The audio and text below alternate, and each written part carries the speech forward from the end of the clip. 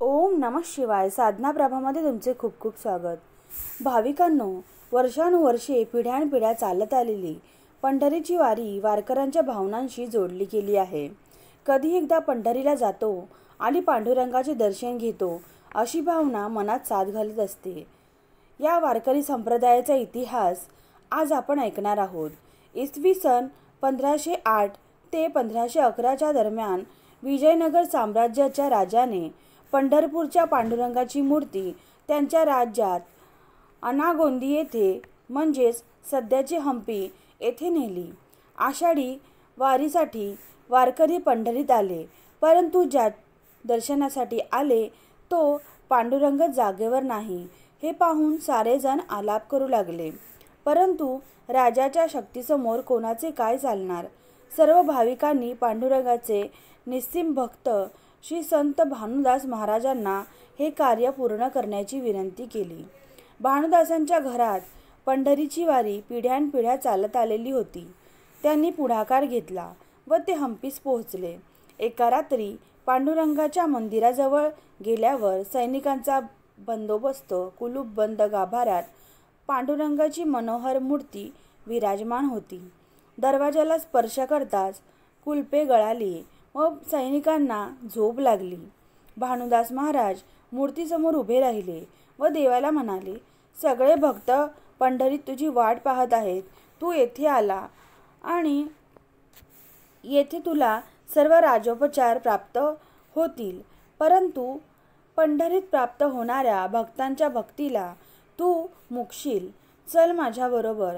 तेव्हा दोघांचा संवाद झाल्यानंतर भगवंताने आपल्या गळ्यातील तुळशीचा हार व नवरत्नांचा हार भानुदास महाराजांच्या गळ्यात घातला.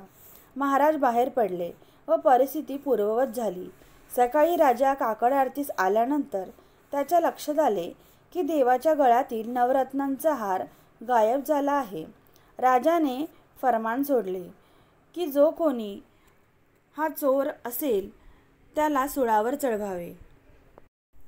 पहाटे तुंगभद्रा नदीच्या तीरावर भानुदास महाराज स्नान संध्या करीत असताना त्यांच्या गळ्यात असलेला नवरत्नांचा हार चमकला. चोर सापडला. या राजाने फरमानाने भानुदास महाराजांना सुळावर देण्याचे नियोजन झाले, परंतु चमत्कार झाला. कोरडीचे काळी अंकुर फुटले. येणे येथे झाले विठोबाचे. सुळाला पालवी फुटली. बातमी राजापर्यंत पोहोचली. पांडुरंगाच्या नियोजनानुसार त्याच्या भक्ताचा छळ झाल्यास तेथे क्षणभरही राहायचं नाही. याप्रमाणे पांडुरंगाने अंगुठा एवढे रूप घेतले व संत भानुदास महाराजांच्या पडशीत बसले. दोघेही पंढरीच्या दिशेने निघाले. पंढरीच्या वेशीवर आल्यानंतर वारकऱ्यांना संत भानुदास महाराजांनी पांडुरंगास आणल्याची शुभवार्ता कळली. दोघांच्याही स्वागतासाठी रथ सज्ज झाला. वारकऱ्यांचा आनंद गगनात मावेना. पुंडलिक वरदे हरी विठ्ठल या विठ्ठलाच्या गजराने पंढरी दुमदुमली. वारकरी दिंडी घेऊन दोघांना घेण्यासाठी तिथपर्यंत आले. पुष्पवृष्टी झाली. स्थानिकांनी सडासारवण केले. सुवासिनींनी पायघड्या घातल्या, ओवाळले.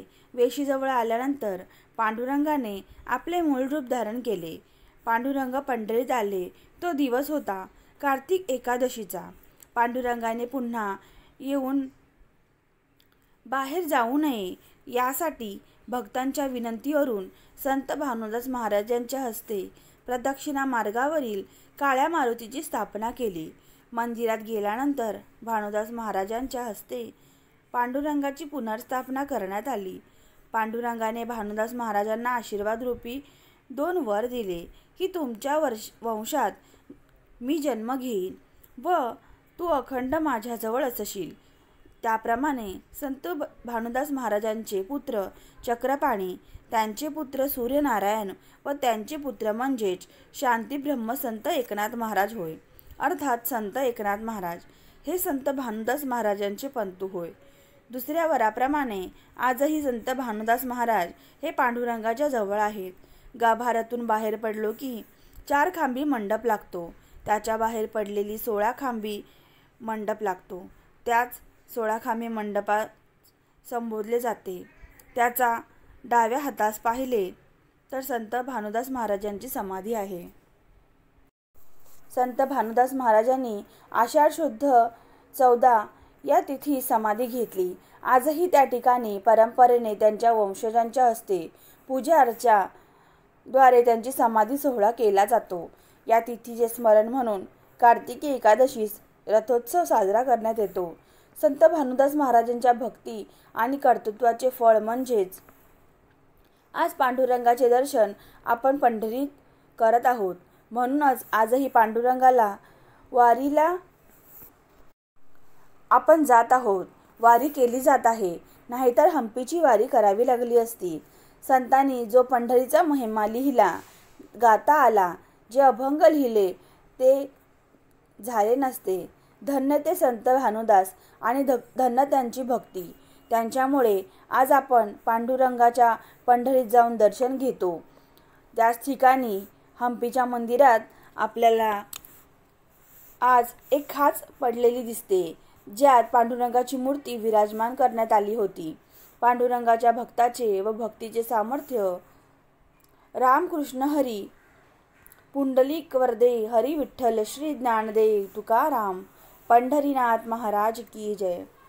तर आज आपण या पांडुरंगाच्या वारीचा इतिहास पाहिला.